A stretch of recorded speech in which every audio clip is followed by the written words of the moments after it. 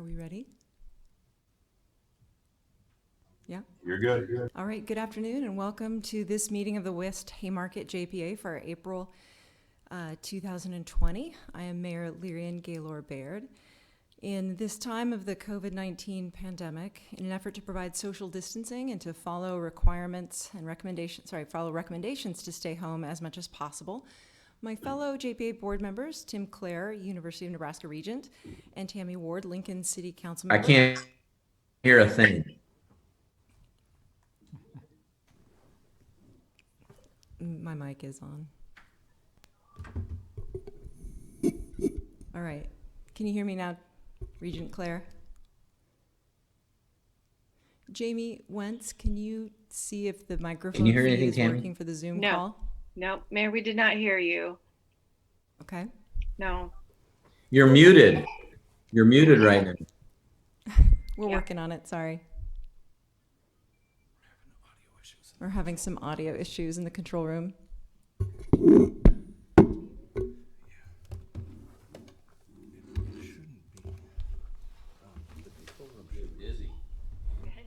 It does show that. Move that camera around and get busy.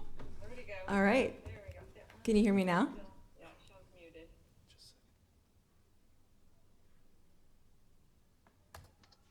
Okay, can you hear me now? Yep. Nice to see you both. All right, well, we'll start this over again. All right, good afternoon and welcome to this meeting of the West Haymarket JPA for April 2020. I am Mayor Lyrian Gaylor Baird. And in this time of the COVID-19 pandemic, in an effort to provide social distancing and follow recommendations to stay home as much as possible, my fellow board members, Tim Clare, University of Nebraska Regent, and Tammy Ward, Lincoln City Council person, are participating in this meeting from remote locations. Legal counsel to the JPA has advised our JPA board that state law allows for bodies formed under the Joint Public Agency Act to conduct meetings via video conferencing as long as reasonable advanced publicized notice is given of the time and place of the meetings, that the notice of the intent to meet by video conference is included in the meeting notice, that reasonable arrangements must be made to accommodate the public's right to attend, to hear, and to speak at the meeting, that all documents considered by the board be made available to the public at each site of the video conference, and at least one member of the board must be present at each site of the video conference, and we've listed those on our notice of the agenda. We have met all these requirements in the preparation for the meeting, including providing an opportunity for the public to participate virtually as well.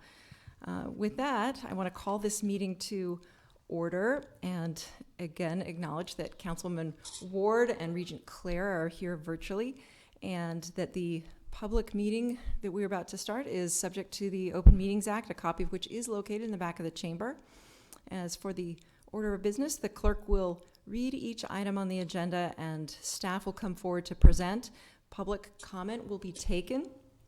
Each speaker should state their name and address for the record, and note that testimony is limited to 5 minutes per speaker on each item. So with that, would you please call the first item, Casey? The next item is approval of the minutes from the JPA meeting held February 27th, 2020. All right, could I get a motion to approve or any discussion of the minutes? Move approval. Second. Moved by Claire, seconded by Ward. With that, please call the roll. Ward, Yes. Claire, Yes. Gaylor Baird, Yes. Okay. With that, we'll move on to the approval of the February and March 2020 payment register and review of the February and March 2020 expenditure reports. And with us here is the JPA Finance Director, Brandon Kaufman. I'm Brandon Kaufman, Treasurer, West Haymarket JPA. So I have before you the February, March 2020 payment register. I will go over the highlights of that register.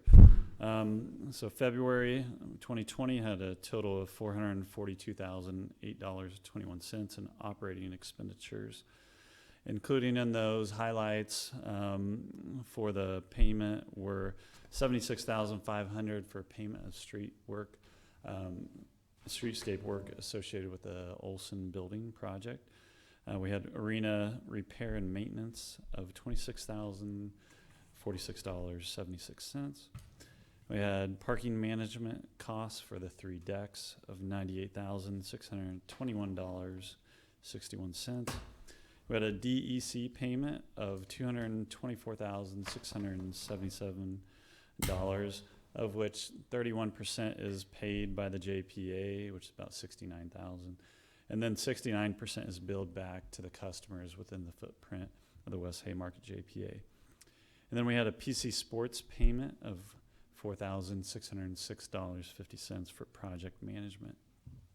In addition, we had financial reports that were also available within the packet.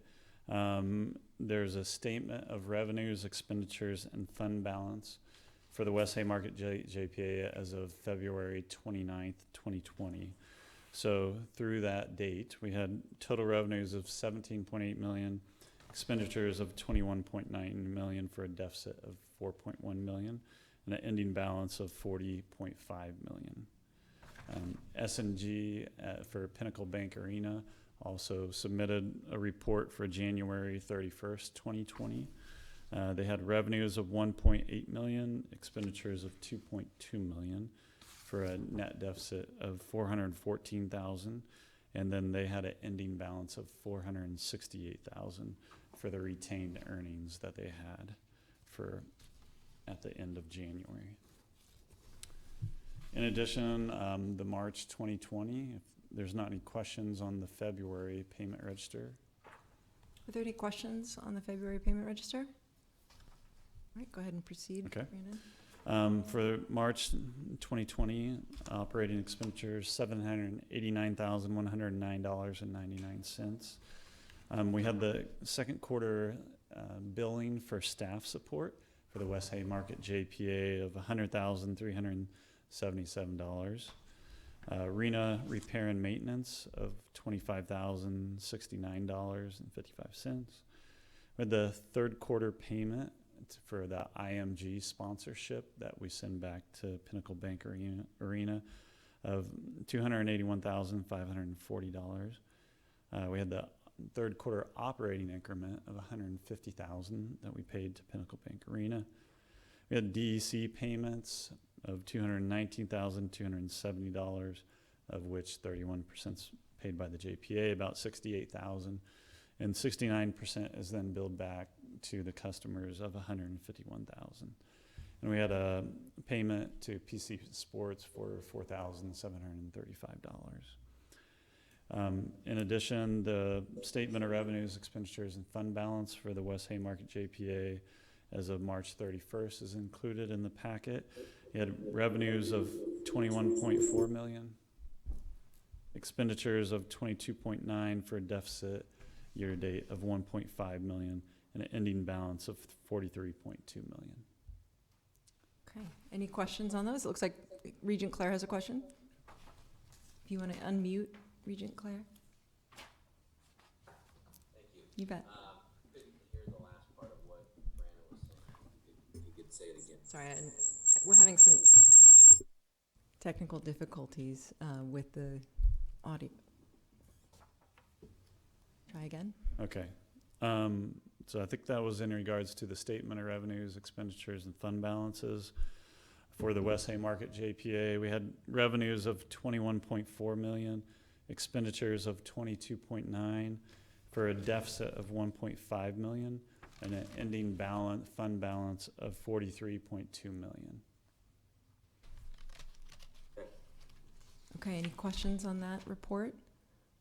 All right, if seeing none, I would open it up for any public comment. Either, looks like we might have folks who are joining us virtually. If so, you feel free to unmute and ask a question after you state your name and address. Any questions from the public? Yes. Okay. Hi. Jane, do you want to state your name and address for the record and then go ahead and ask your question? Yeah. I couldn't hear a lot of what Brandon was saying. So, if I've repeated anything, that's the reason. Going into, the transfer of funds on the operating report, what's the $500,000 there for? And where's it coming from? Did you hear? Yes, sorry, Brandon is approaching the microphone right now. Yes, in reference to that, I guess I'm not aware of where that $500,000 payment is on the payment register. No, it's on the, operating.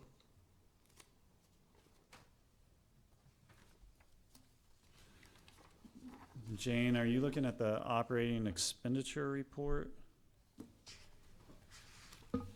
Yeah.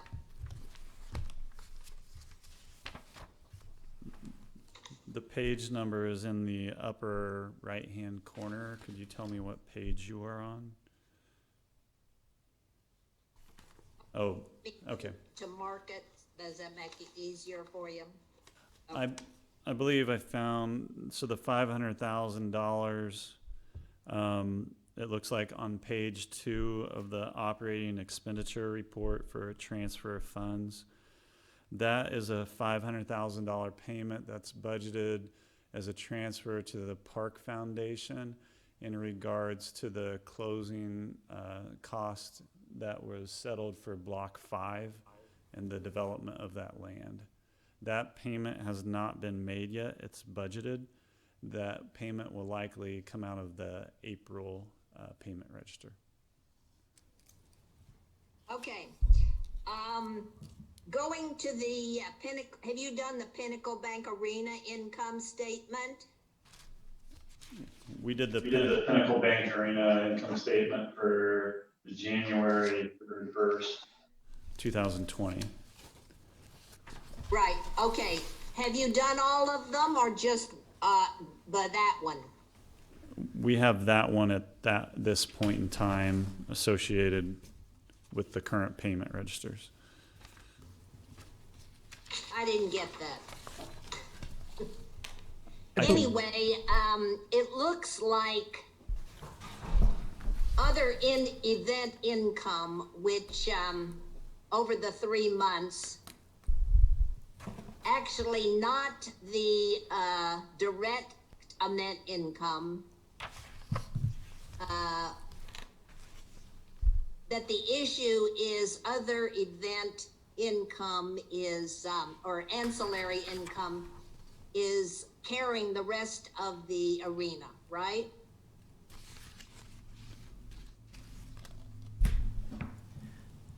I'd have to. I think we'll bring Tom Lorenz up here to try to answer that question. And we're doing one mic at a time, so I think, Mr. Kaufman, you'll have to step away. Ancillary arena income is food and beverage, sales of merchandise, ticketing revenue, and parking. Right. So it's making more money than, the arena. It's all part of the arena revenue, Gene. It's not, they're not separate entities. The arena has multiple revenue sources. 1 minute. Okay, but it's a higher figure, so it must be carrying the arena. Depending on the event, some events make more in rent, some events make more in ticketing revenue, some events are maybe have a heavier reliance on food and beverage. There's a variety of different events, and to categorize it as one way or the other is probably inappropriate. I can't understand a thing. Okay, I can't understand you. I'm going to send you an email of my questions because you're muffled and I don't know if you can understand me either. So, Thank you, Jane. Is that all right? It'll be long. Sure. Do you want to say your email into the microphone in case? The email address is tlorenz@pinnaclebankarena.com. No, I'm talking about you. That's my email address. You talking about me or Brandon? Is this Brandon?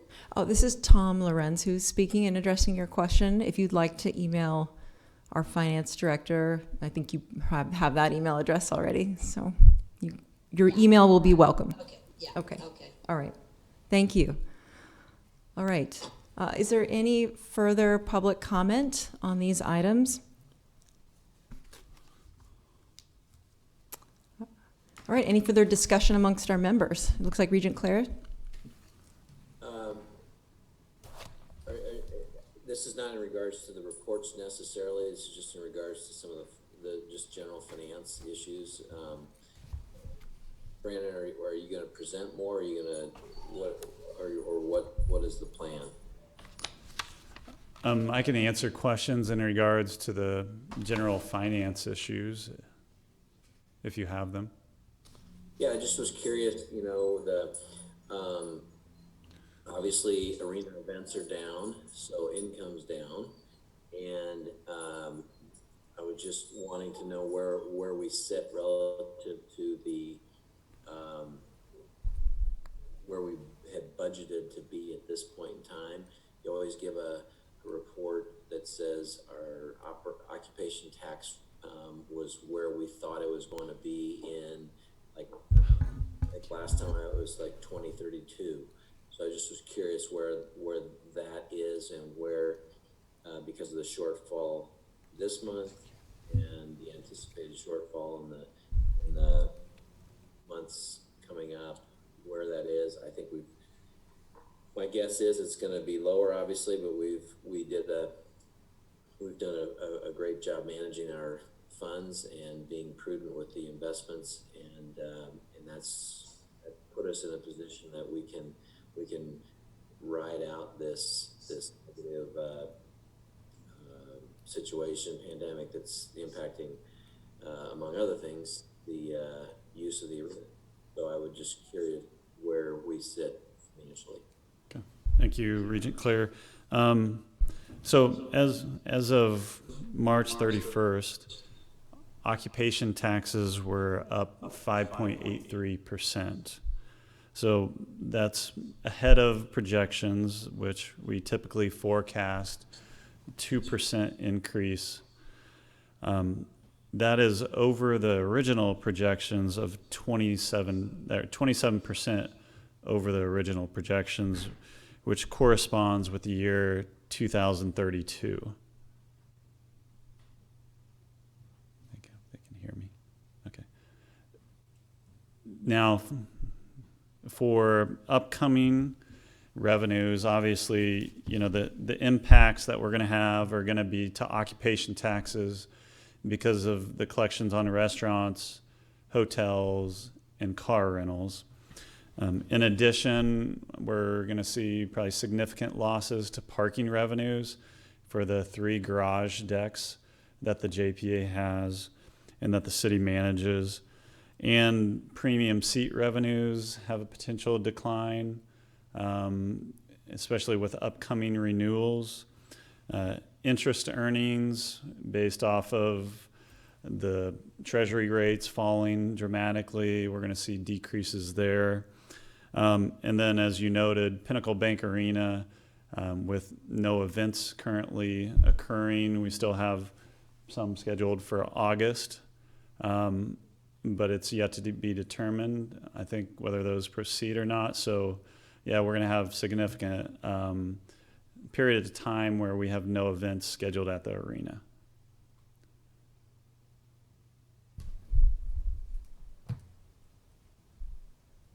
Any further questions for Brandon?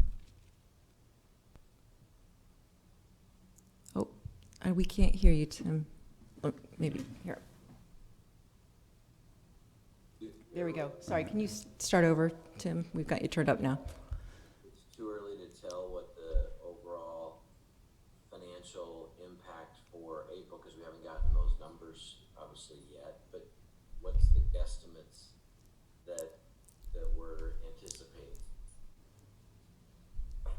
thank you. We have some, we don't have all of the April numbers, but we do have some. Well, let me find my sheet. I believe as of right now, our total overall revenues compared to the prior year for April, which is from that we're receiving from March, we're down 36%. So that for food, it was down 32, hotels were down 59, and car rentals were down 2%. So of that amount for food, about 75,000 was deferred, or about 9% of that total. So some of the restaurants deferred, but the majority of them continued to pay the occupation taxes that they continue to collect. Now, April and May will likely be the toughest months. And depending on restrictions moving forward, that's yet to be determined, I guess, and tough to estimate as well.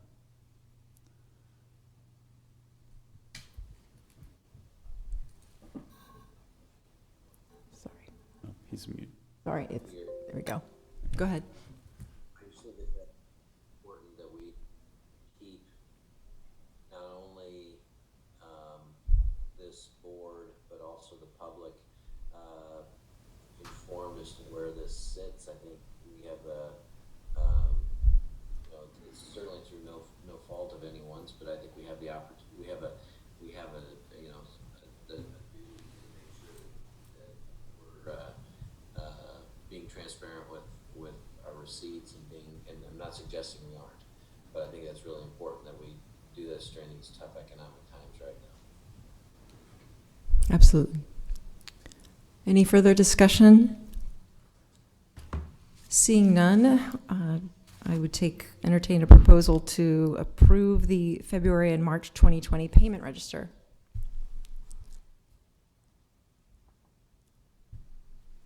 It looks like Councilwoman Warder moved that. Sorry, No, I was muted, so that's moved, yes, thank you. All right, moved by Ward, second by Claire. Please call the roll. Ward. Claire. Gaylor Baird. Yes. Next item is WH 20-14, resolution to approve a right of entry agreement between the West Haymarket JPA and the University of Nebraska to enter upon an abandoned railroad bridge to conduct load testing experiments. Good afternoon, Chris Connolly, Chief Assistant City Attorney. This resolution deals with a project that the University of Nebraska College of Engineering wants to do with an old railroad bridge that crosses Salt Creek just west of the ice rink.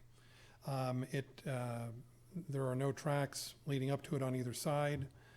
It's not open to vehicular traffic. Some people probably do cross it from time to time, but there are no defined pathways on either end of it. In any event, the college would like to be able to modify a vehicle and put it on the rails that are on this old bridge and do various load testing experiments to see what kind of weights this bridge can hold and to further their educational goals in learning how to do this. And so they've asked us for a right of entry to go onto this bridge and to conduct these experiments, and that's what you have before you today. Now, we have had lots of discussions with them about what happens if the bridge is damaged or destroyed in the process of doing these experiments, and they essentially will take responsibility for that. There's not a great risk to the public that we can see, but if something were to happen and there was major damage, they would probably just end up paying us for the value of the bridge as opposed to actually putting it back up and restoring it completely. If there's minor damage, they'll probably just pay for it. So there's a number of things that that could occur if there is significant damage that does occur. We don't know if there will be or not. but they would like to get this done soon. We've been talking about doing this for about 8 or 9 months now, and the agreement calls for them to have it done by June 1st, but if they don't get it done by June 1st, they can have an extra 30 days just to get it completed, because we know we're getting things kind of backed up now. So having said that, if anyone has any questions, I'll be happy to answer them. Do we have any questions from members of the board?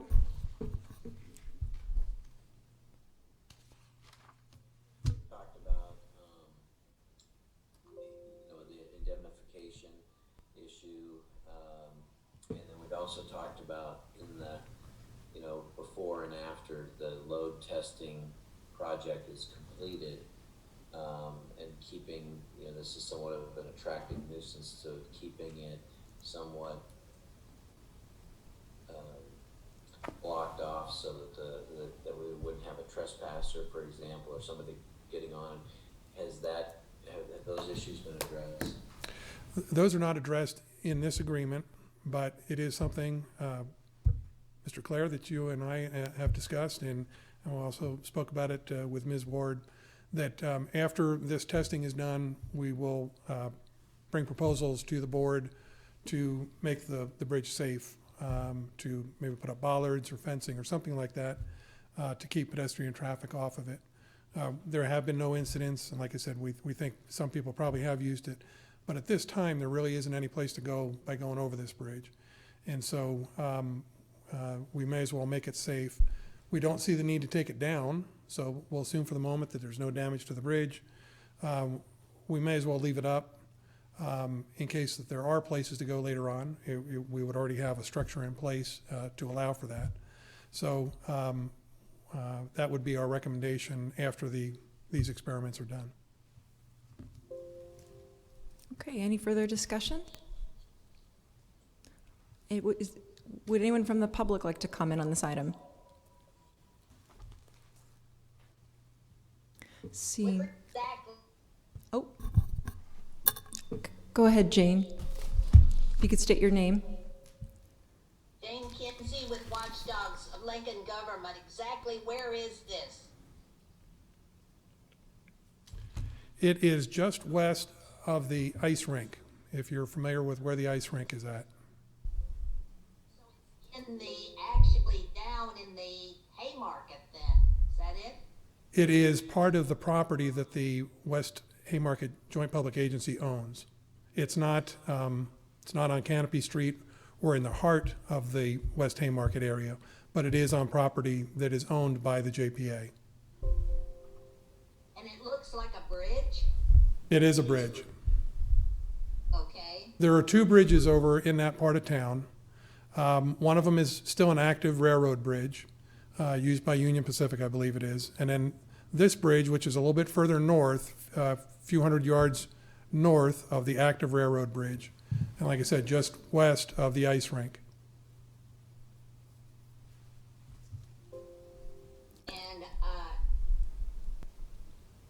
the university wants to check to see if there is chemical in there? Is that it?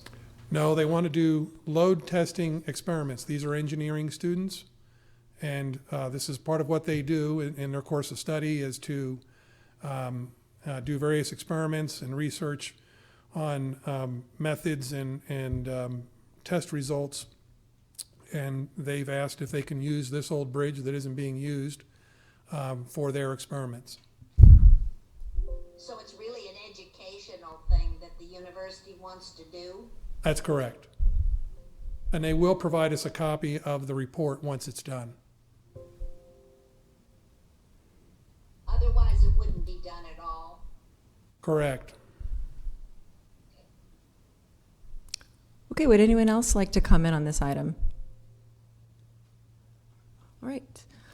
Seeing no further discussion, would you please call the roll, Casey? I'm sorry, I take a motion to approve item WH20-14, the resolution for a right of entryway agreement with the West Haymarket JPA and University of Nebraska. Moved by Claire, seconded by Ward. Please call the roll. Ward? Claire, Yes. Gaylor Baird. Yes. Next item is WH 20-15, resolution denying claim of Heather Exxon Urick against the West Haymarket JPA for alleged injury incurred while attending an event at the Pinnacle Bank Arena on February 8th, 2019. Jeff Kirkpatrick, City Attorney. This is, in the years that I've been City Attorney, I believe the first claim we've had come before the JPA Board. This was filed by a woman who was a patron of one of the concerts at the arena, and her allegation is that while she was attending the event, she leaned back against a curtain and fell and injured herself. The City Law Department has conducted an investigation along with the Pinnacle Bank Arena, and it is now recommending to this board that this claim be denied. And just so you understand what could happen going forward is that denial will inform the claimant of the denial, and she'll have an opportunity to evaluate her legal options, one of which would be to file legal action against the JPA. But we've done an investigation, and our recommendation is that you adopt the resolution denying this claim. Take any questions. Any questions from the board? Councilwoman Ward?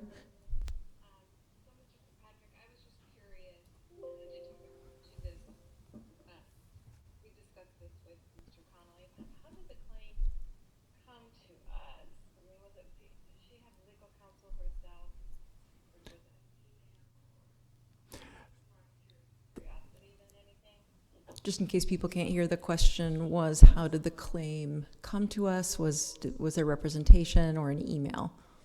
There is an attorney involved who does represent her and sent the letter and actually called me before he filed the official claim.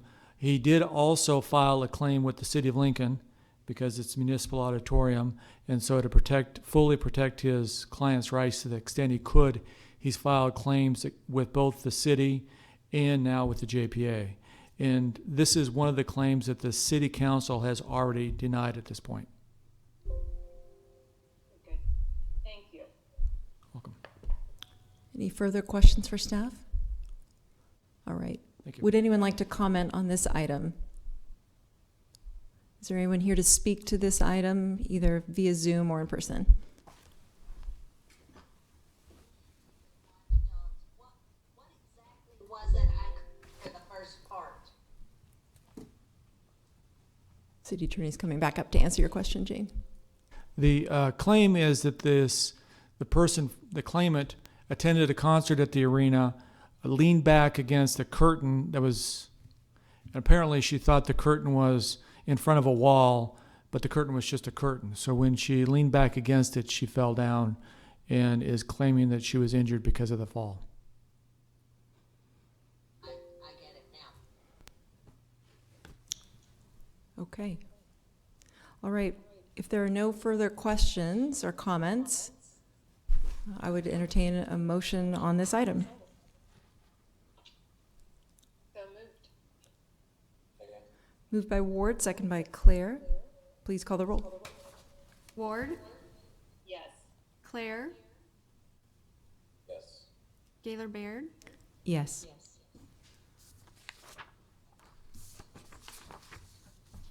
The next item is setting the next meeting date for Friday, May 15th, 2020 at 2:30 p.m. in council chambers. Okay.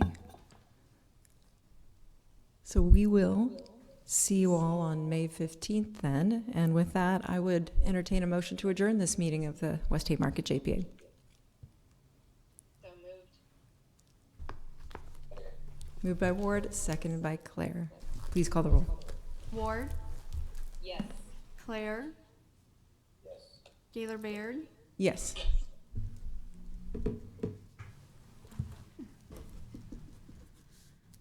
All right, thank you all for being here with us today. And nice to see you, Regent Claire and Councilwoman Ward. We are adjourned. We may look at moving this back to like May 21st or 22nd. The next meeting may get moved to May 21st.